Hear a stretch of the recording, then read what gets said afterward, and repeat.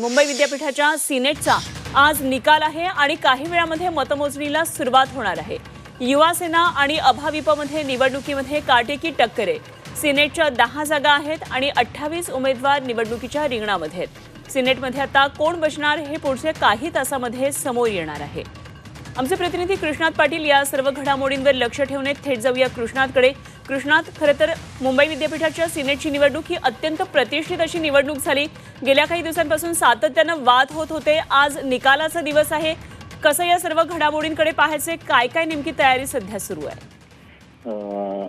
अनेक कारणांनी ही निवडणूक गाजलेली अनुपमा आपल्याला पाहायला मिळते। कारण न्यायालयीन लढाई असू दे, राज्य सरकारचा हस्तक्षेप असू दे, यामुळे 2 वेळा या निवडणुकीला स्थगिती देखील देण्यात आली होती।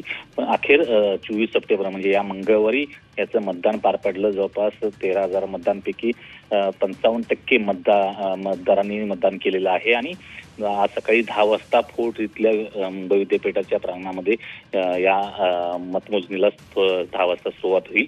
यामध्ये पाहायला गेलं तर थेटपणे युवा सेना विरुद्ध एबीव्हीपी अशी लढत होताना दिसून येते। 2018च्या सिनेटच्या निवडणुकीत युवा सेनेनं 10 पैकी 10 जागा जिंकल्या होत्या, परंतु आता ही चुरशीची लढत आहे। या लढतीमध्ये देखील तरी युवा सेनेचं पारडं जड असलं तरी देखील काय होतं ते पाहणं गरजेचं आहे। कारण येणाऱ्या विधानसभा निवडणुकीच्या पार्श्वभूमीवर ही निवडणूक झालेली आहे। त्यामुळं त्याचा परिणाम जो आहे किंवा